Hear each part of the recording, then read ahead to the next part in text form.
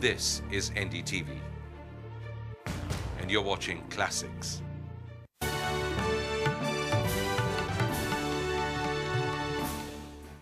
President Kumaratunga, thank you for talking to us on the Talking Heads program. Now, in the past 48 hours, the military claims to be making serious advances for the first time. Given this slight shift in the scenario as described by the military, will you now completely rule out a troop withdrawal or a troop evacuation? It doesn't seem necessary at all to evacuate troops.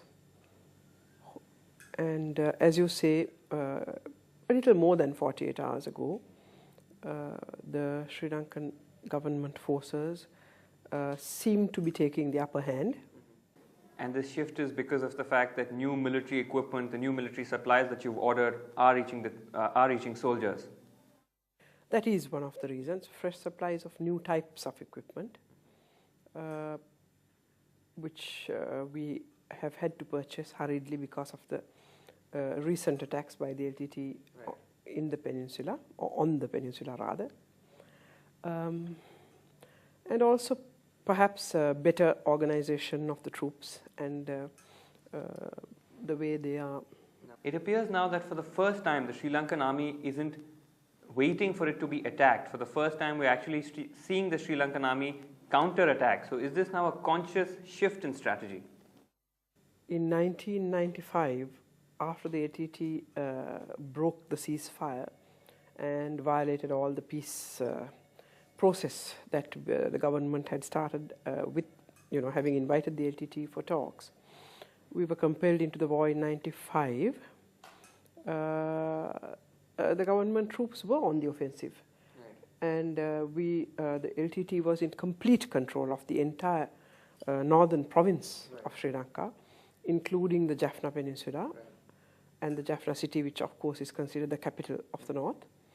The troops had a very heavy offensive, moved into, and they took over the entire peninsula. But since December, since the LTT began its operation, yes. This is one of the first times that we're actually seeing the Sri Lankan army on the offensive. Is that since correct? December, yes. President, is it correct to say, you were talking here of better planning, is it correct to say that since the LTT began its attacks in December, the army slipped up a little, it wasn't fully prepared, and there was room for better planning and for better strategization? I would say that we had a lot of successes, military successes at the beginning. As I said, the taking over of the whole of the Jaffna Peninsula, and thereafter a large portion of the rest of the northern province. The first 2 or 3 years after the war began in 95, again under our government. It had already gone on for 11 years under the last government, of course. The last 2 years before December 99,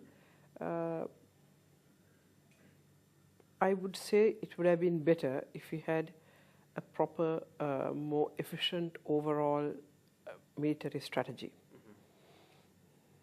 That was not perhaps sufficiently planned out and not efficient enough.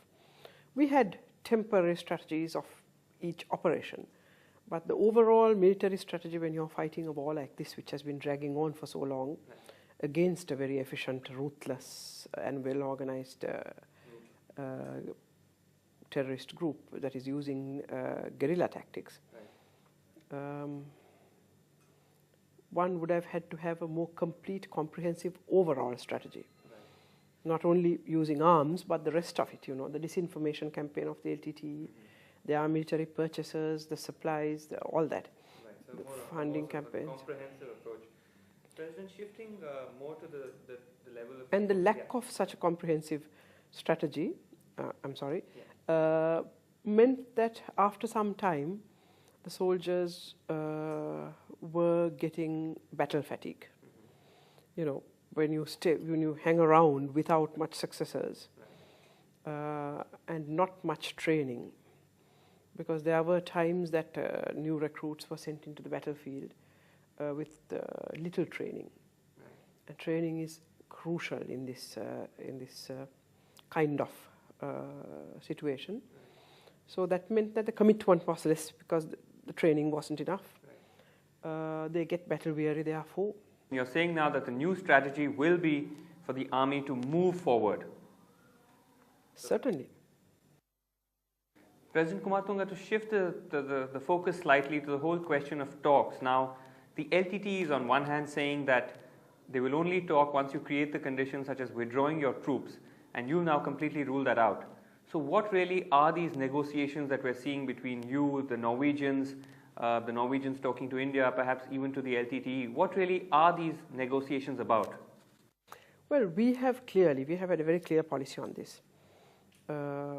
Within 10 days of coming into power originally, in 1994, I wrote to the leader of the LTTE, which most other governments would not have done, because we were a legally elected government with a vast majority in parliament and in the presidential elections, and they were a group of terrorists who were not even as strong as they are now.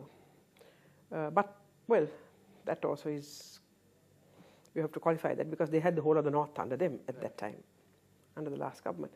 But I wrote to them, I didn't stand on protocol, inviting the LTT for talks.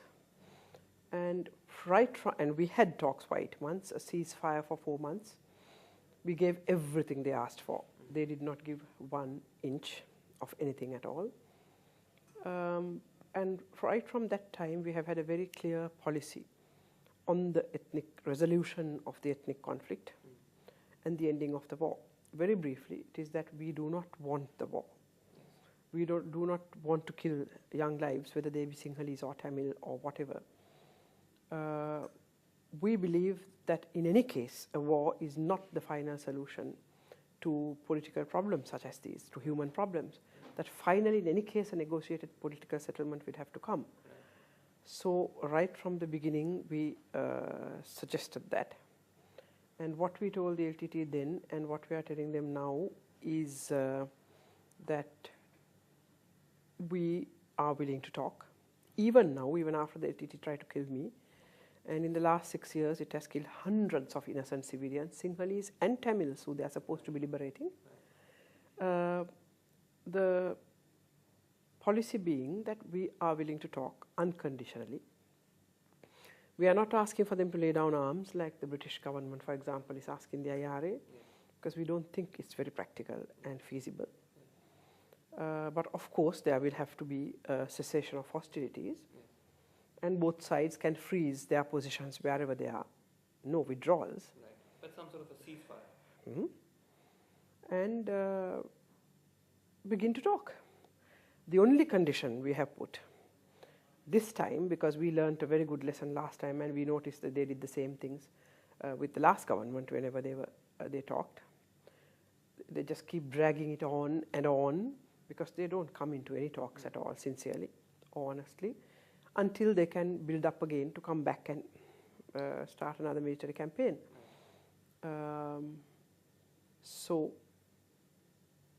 this time, the one condition I have put to them is that it has to be a limited time frame, which both parties can agree to, whether it be 3 months, 6 months, or whatever.